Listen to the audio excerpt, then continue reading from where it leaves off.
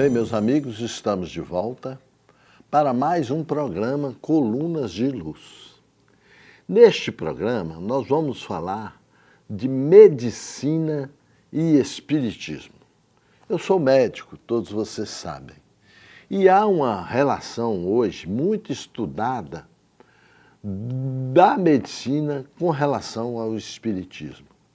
Até que, enfim, a medicina começa a reconhecer dados espirituais com relação à própria prática médica. Mas nós temos que começar do início. Uma visão espírita dessa medicina. Então, a pergunta primeira que nós fazemos é o seguinte: o que é saúde? E o que é doença na visão da doutrina espírita? Então, essas duas perguntas a gente sempre faz porque o conceito é um pouquinho diferente do médico materialista ou então da medicina materialista, vamos assim dizer. Doença e saúde se referem a um estado em que se encontram as pessoas e não a um estado de órgãos e parte do corpo. Só aí já começa um pouquinho diferente. O espiritismo vê a pessoa como uma pessoa inteira, como um ser vivente inteiro. E não vê a pessoa como só o fígado, ou só o pulmão, ou só o coração. Quando nós adoecemos todo. Não é um órgão só que está doente. Aquele órgão pode ser o alvo da doença. Mas, na verdade, quem está doente é a pessoa toda. É assim que o Espiritismo entende, para começo de conversa. O corpo físico que nós temos, esse corpo que adoece, nunca está só doente ou só saudável, porque neles há uma manifestação, há uma expressão de informações da nossa consciência. Não é só a parte física. Nós temos a parte mental e temos também, o que é muito importante, a parte espiritual.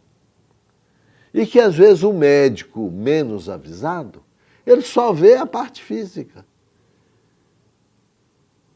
Ou às vezes só a parte física e mental. Mas esquece que nós temos alma, que nós temos espírito. E que o espírito pode adoecer, pode estar doente.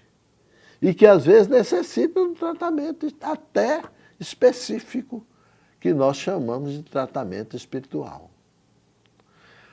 Portanto, o corpo de um ser humano vivo, ele deve todo o seu funcionamento ao espírito que ele está ali dentro.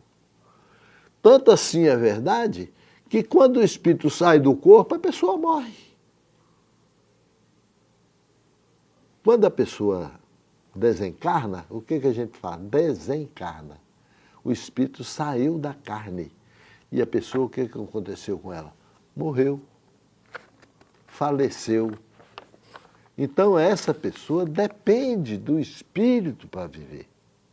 É tão interessante isso, porque no estudo de quase morte, que nós temos um capítulo na própria medicina já, que estuda os casos de quase morte, onde pessoas têm paradas cardíacas, recebem o tratamento certo de ressuscitação cardiopulmonar e essas pessoas voltam à vida e relatam aquele momento de quase morte.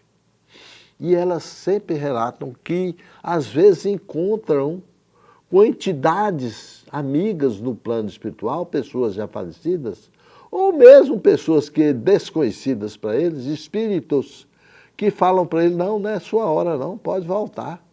Volta lá para o seu corpo. mostrando assim que o espírito é importante na vida da pessoa. Então, as várias funções corporais que se desenvolvem, eles precisam estar em harmonia. E quando eles estão em harmonia, é que nós dizemos que a pessoa tem saúde. Então, saúde depende da harmonia do funcionamento dos diversos órgãos, da mente e do espírito deste indivíduo.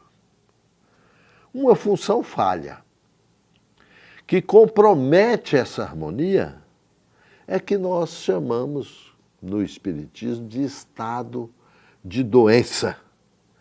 Portanto, a doença para nós espíritas é a perda relativa da harmonia, seja ela no campo físico, mental ou espiritual. Então, essa perturbação da harmonia acontece tanto no nível de consciência, nós estamos aqui, como na parte espiritual também. O espírito também fica doente. E o corpo é apenas uma forma de apresentação dessa desarmonia.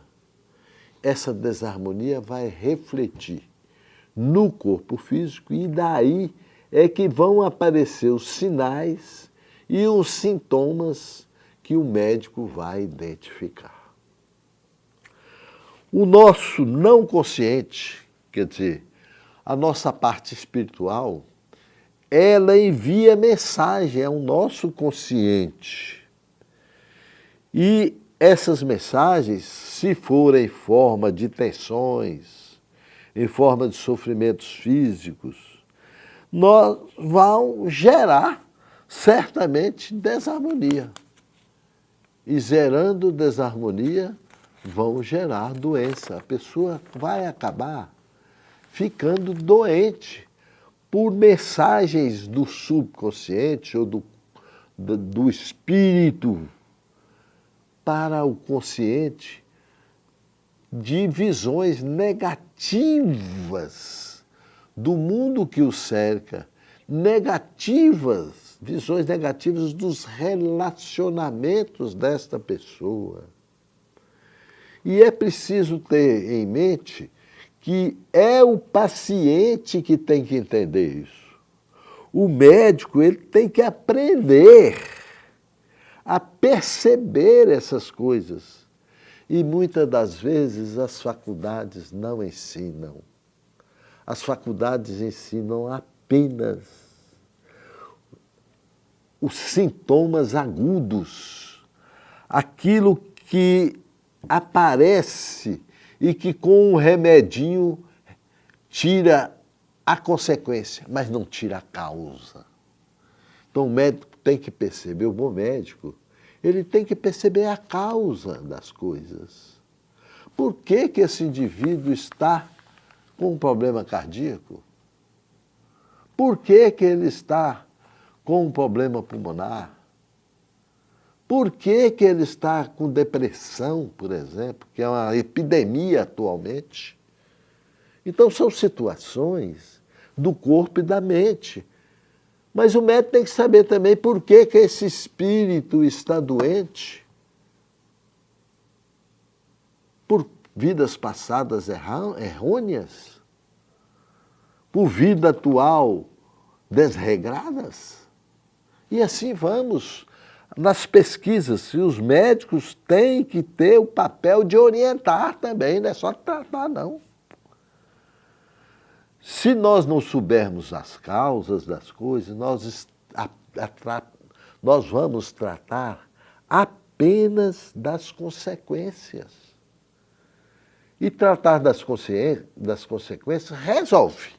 Mas resolve sintomas e sinais, mas a doença continua às vezes. E há as recidivas, que muitas das vezes são recidivas mais perigosas do que a própria doença. Então, os pacientes primeiro, ele é o principal responsável pela sua cura. Não é o médico, é o paciente. E segundo, é o médico com orientação, não é com remédio só, não. Ele tem que orientar para que esse doente se cura. E assim, meus amigos, nós vamos encerrar essa primeira parte deste programa. Vamos passar à segunda parte, onde nós falaremos exatamente da desarmonia que as pessoas podem acontecer e que iniciam exatamente no corpo espiritual da pessoa, que nós espíritas chamamos de perispírito. Vamos chamar os nossos comerciantes.